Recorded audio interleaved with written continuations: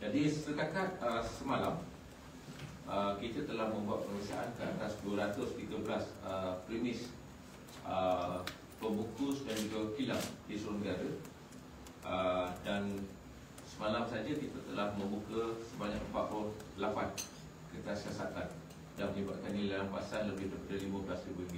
Jadi untuk makluman rakan-rakan media sekalian, apabila kami melaksanakan hari pertama ni, kami cuma mengambil sampel-sampel saja.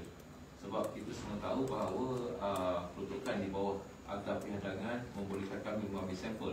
Tetapi apabila kami sekiranya sesuatu syarikat tersebut jika didapati bersalah, okey, dia akan tertakluk seolah-olah kita mengambil ataupun mengampas semua bilangan kapit yang ada di dalam premis tersebut. Jadi bilangan sampel yang kita ambil, nilai sampel yang kita ambil ini sebenarnya tidak menggambarkan keseriusan yang kita ni. Maksud saya ialah sama saja, kita ambil 1 ke, kita ambil 100 ke, kita ambil 200 ke, di segi tindakan yang kita ambil adalah sama.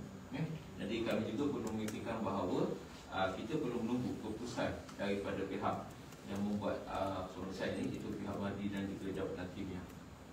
Okey, sekiranya didapati bersalah, mana-mana pihak yang didapati bersalah dalam kita melaksanakan ops campur ini, mereka akan boleh didenda sehingga RM100,000 jika individu, manakala bagi syarikat mereka boleh didenda sehingga RM250,000. Itu bagi kesalahan yang kita ada hampir lebih kurang yang beroperasi secara sah. Tapi kita kena tengok yang exercise pada kali ini ada melibatkan pencampuran beras tempatan dengan berimport. Tetapi sekiranya daripada pemeriksaan kita menunjukkan dia import saja, dia tidak pernah terlibat dalam pembelian beras tempatan dan sebagainya. Jadi kita akan periksa juga, kita akan ambil sampel juga.